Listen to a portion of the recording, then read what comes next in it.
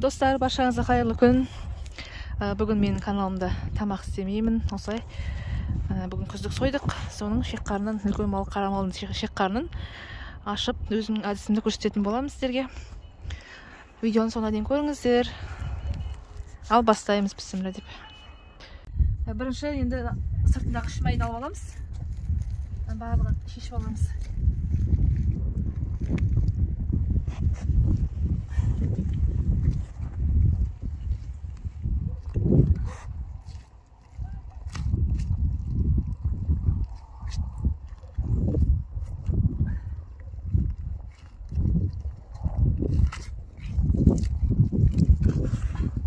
Осылай таза күйінде шимайларын алып алу керек.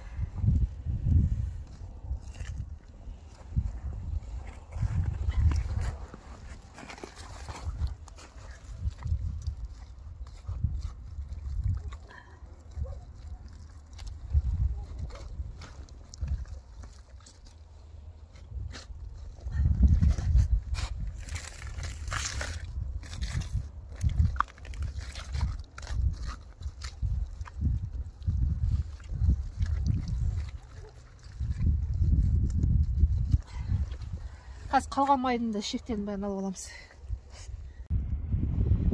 Қарынды алып болдық. Майларын, шимайларын алып болдық. Енді сыртындағы артық нәрсені безден алып тастаймыз, барлығын тазалап. Бұл керек емес нәрселері.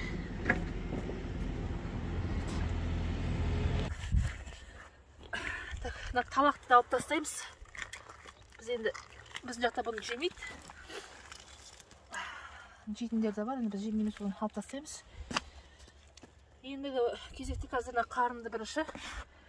Осы қарынды бөліп, ішіндегі боғын бәрін түсіріп, бірлерін түсіру үшін қазір біз известкамен жағып қоятын боламыз. Мен қазір жағып. Біз пока шектерін тазалағанша бұл известканы жағып қоямыз. Бір 20 минуттай тұрады. Ішіндегі бірлер бәрі түсіп қалады сол кезде. Қазір көрсетем онда. Ендігінен біз қазір қарынның кітапшасын алып тастаймыз. Кітапша біздің жақта енді көп қолдана қоймаймыз бұны. Сондықтан бұны алып тастаймыз да. Мына жерде бұлай бөліп, ұлтабарын, кітабын барлығын аламыз қазір бөліп. Жақында тәйір. Міне. Осылай өзі бөлшектеніп тұрады мына жерден. Осыны пышақпен жайғана осылай бөле берсеңіз өзі бөлінеді. Достар, бұл мен өзімнің әдісім, шек-қарын ашу. Енді көптері біледі ғой, қалай ашитынын, бұл енді өзімнің жеке әдісім жай ғана көрсетейін деп сіздерге. Міне осылай мыналардың барлығын бөліп.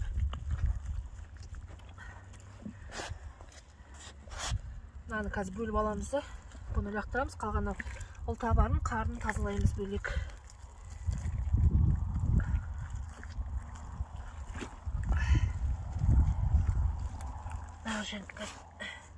Өзінің бөлінетін жерлер болады осылай. Осындай жіктерін пышақпен кесіп бөліп аламыз.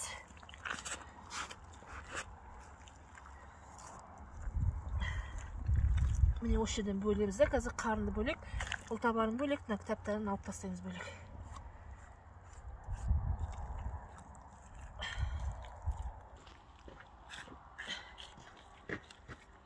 Міне осылай бөлінді. Қарны. Енді қазір осыны бөлек боғын ішіндегі барын тазалаймыз да. Мыналарды барын жуып, реттеп аламыз. Міне қарын тазалап алдым, міне боғын түсірдік ішіндегісін.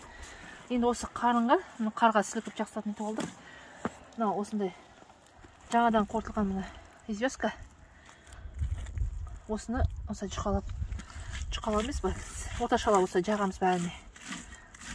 Бүкіл қарынға осылай ішіне жағып шығамыз. Біз шектерін барлығын тазалағанша бұл қарын өзі осылай сынып, бүрлер түсе бастайды. Осылай барлық жерін жағамыз.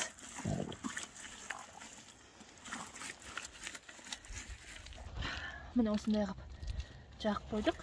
Енді осыны қазір біздің шектеріміз тазалағанша бұл тұра тұрады. Сосын жуып көрсетемін сізге қалай болатын.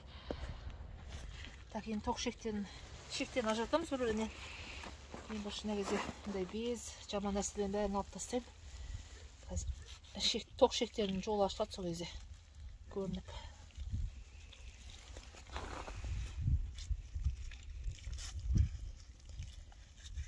Ішектерін байқау керек, жатып алмай. Осылай бездерін алып тастау керек.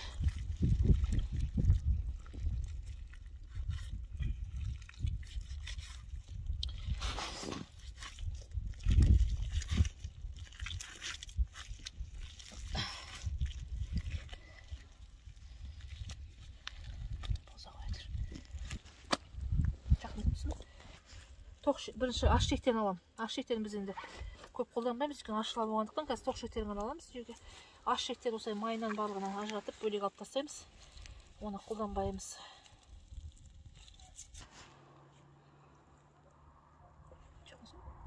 Міне, мына өзі жолдары көрініп тұр. Мына бұлай аш ішектің қазір. Осылай бәрін алып тастаймыз. Мына жағы барлығы аш ішек. Тоқ ішегін бөлек алып қалып, оны бәрін тазалайтын боламыз. Енді бір ажыратып алайын бірінші. Міне тоқ ішектерін осылай бөліп алдық. Мынау аш ішектері, бұны қолданбаймыз. Мыналар қазір енді бөліп осындай ұзындықта барлығын шайып, сонымен тоқ ішектеріміз болды, дайын болады. Болды ғана міне қарын. Бағана жақып қойған известкамыз міне осылай түседі, бірлері.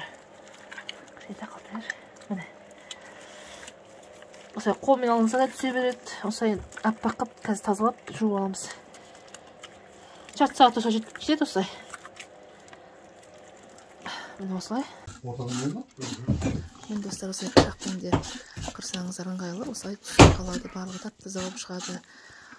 Енді осылай барлығын тазалап, қазір сумен шаятын боламыз. Біз енді дала қараңғы болғаннан кейін осылай жазғы үйімізге келдік кухнямызға. Жазғы кухняда осылай тазалап жатырмыз.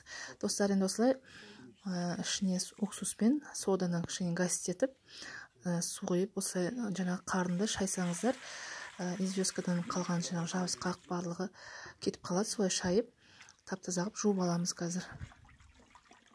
Бірнеше рет шаю керек, сонда барлығы толығымен шайылып таза болады қарнымыз. Міне достар, осылай аппақ болып шықты, осындай тап-таза жарты сағатта осылай үлкен малдың қарнын тазалап алуға болады. Осы менің әдісім. Сіздерге ұнап жатса, менің каналыма тіркеліп қойды ұмытпаңыздар. Сіздерге ары қарайда осындай малдың жылқы малын қанын тазалағанын барлығын көрсететін боламын. Менімен бірге болыңыздар. Достар, егер де сіздердің өздеріңіздің әдістеріңіз болса, осы қарын тазалау комментарийға жазып қойсаңыздар болады. Ал егер де бүгінгі менің сіздерге әдісім ұнап жатса, осы канал дамуына үлес қосып жерсеңіздер болады.